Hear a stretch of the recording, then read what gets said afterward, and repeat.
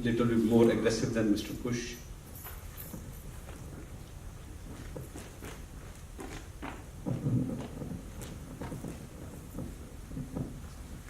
Actually, I have two questions. The first one is related to you described Trump as anti-establishment, and I don't know how far this will affect the whole system in U.S. in the sense that America usually is an establishment state, you know, and always there's certain rules that the game is played with. Is Trump going to play outside the rules that there, and how far this could affect, you know, the future of United States? This could be a major change in the history of the United States if we really think this guy can go that far. We still, just this question. And the other question is a very specific one related to the Islamism, and there has been a lot of rumors or you know, words of talking from Washington about Trump position to the Muslim Brotherhood, that he will try to push to ban the Muslim Brotherhood or classify it as a terrorist group in U.S. Do you think he can go for this one also? Thank you. Do we have more questions? Okay, one last question. Okay. So, you talked about Trump's policies that would have great impact on domestic level rather than international. So I'm just, especially this is clear from choosing people in the cabinet. So I'm just wondering, how would you expect this to, especially with Hillary having 3 million people more than Trump got in the elections, how this would affect the unity of the American people? How would it affect the societal peace, and how might ended up with some kind of case on the domestic level as well, like if this would last for 4 years? Okay. I can't tie all these 4 questions together like I did the previous 3 questions, but I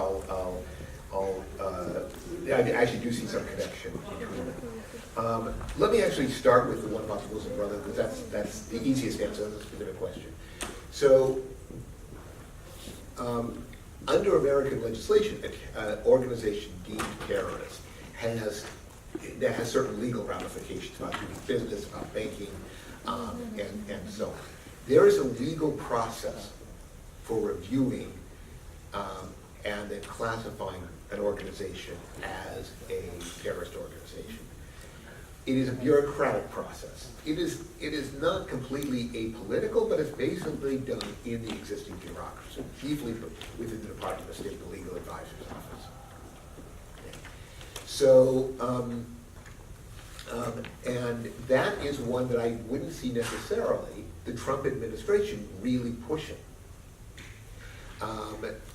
That is one that is done kind of at the middle levels of the bureaucracy. The higher levels get involved only to a lesser degree. And I wouldn't see it necessarily being a high priority. At the same time, there's an extraordinary effort underway to do it through the legislative process, to have Congress declare the Muslim Brotherhood a terrorist organization. And that is one pushed by some influential congressmen.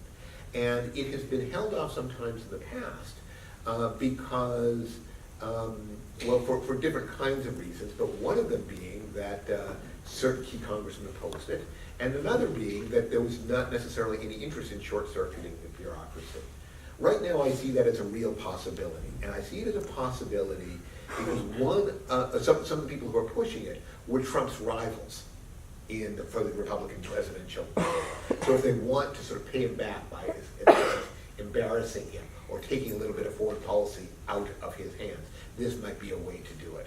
So I would expect some effort on the congressional side to do this, and to essentially have the Muslim Brotherhood declared a terrorist organization by law rather than through the executive branch. Will it succeed? I don't know. And if so, in what form will it succeed? Some of these efforts are extremely sweeping, basically just declaring the Muslim Brotherhood historically as the source of all radical movements and so on. I don't think it would succeed necessarily in that form. but something declaring the Egyptian Muslim Brotherhood, especially with what has been going on within the Brotherhood organization and with statements from groups that are kind of contesting for the organization's leadership, these are being followed closely. And so I would think that there is a real possibility of legislative effort that will wind up declaring the Egyptian Muslim Brotherhood a terrorist organization. How likely, I don't know, but it's more likely now than it was under the Obama administration, which would have probably resisted this. Okay, the other issues in terms of the Gulf and economics. This is hard. It's not my greatest area of expertise. I do think that an economically nationalist United States is one that might reasonably strike some fear in terms of foreign investors who would say, wait a second, is this a government that's going to do things that will essentially make it more difficult for us to get our money out and this sort of thing. At the same time, I'm not sure where else they would put it in the current environment, and especially if there's a wave of economic nationalism that the United States helps contribute to, it's not clear to me where they would put it.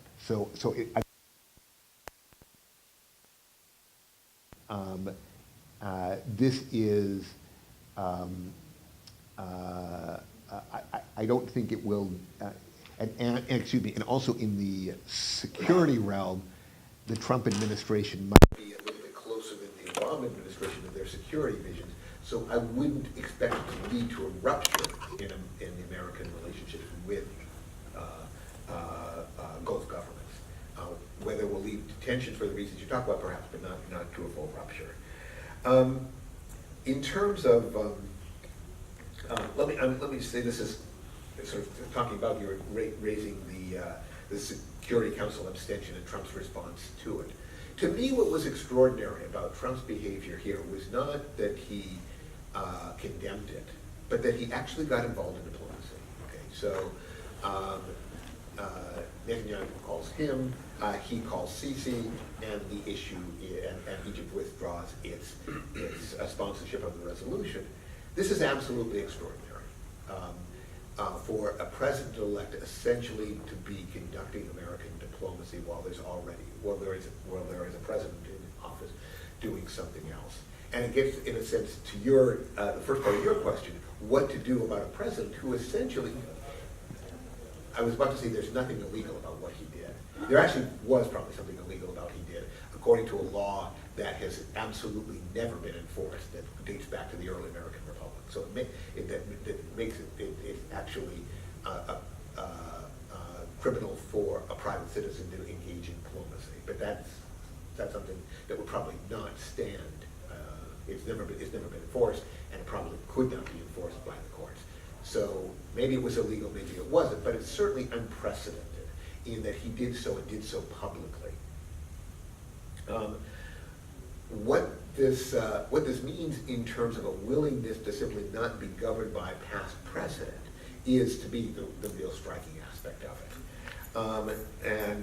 What this means for diplomacy as a whole, in a sense, that's what I'm trying to address in my entire talk. What does it mean for a president who is so willing to express himself in ways that are contrary to the normal ways in which American leaders have acted in the past? But let me turn then to each question about the impact on American society and what this is likely to look like.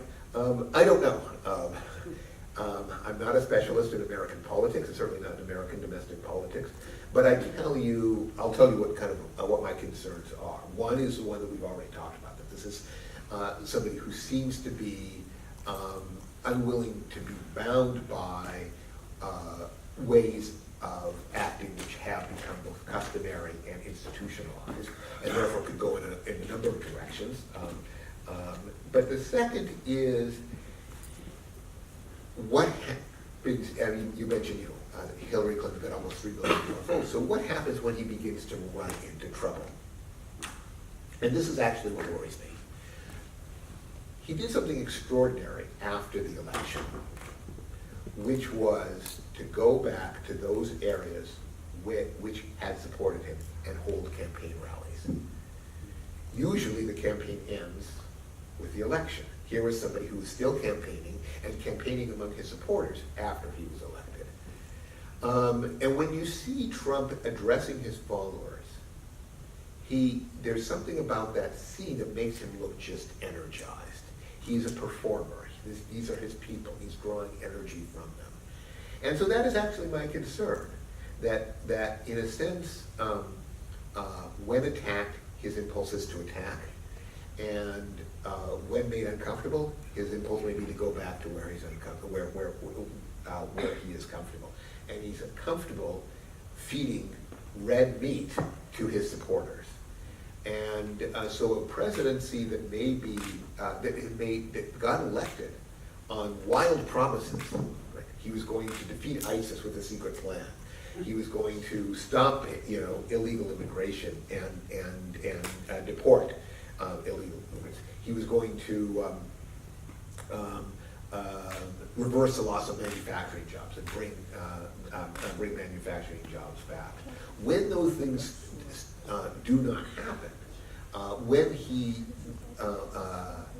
gets dealt certain policy defeats in Washington, when leaders of his own party, most of whom don't trust him and don't like him, begin to undercut him, and they will. In some cases, they already have started. How does he react?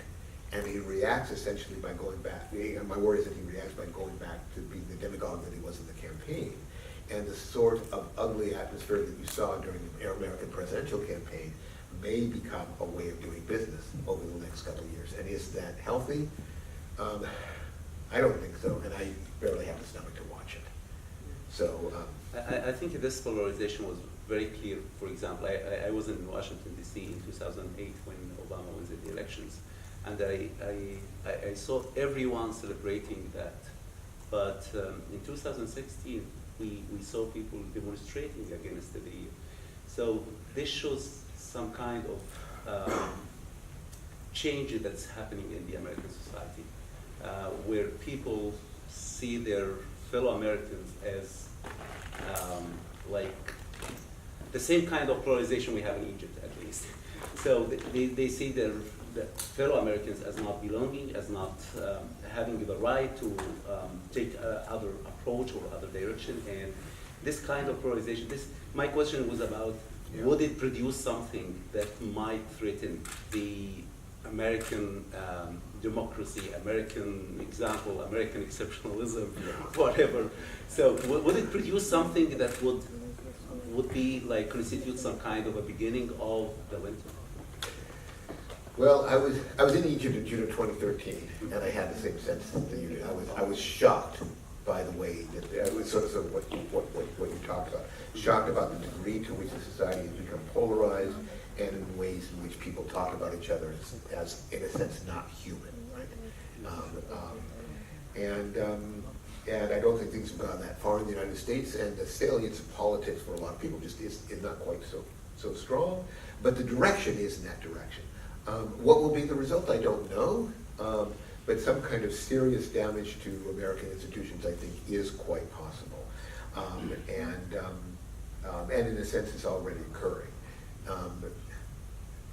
Military coup is not, I think, one of the options that's most likely, but some deep damage to the way in which that the rules of politics are played in the United States, I think that's already beginning to occur. Thank you so much, and I appreciate you being with us here tonight. Thank you.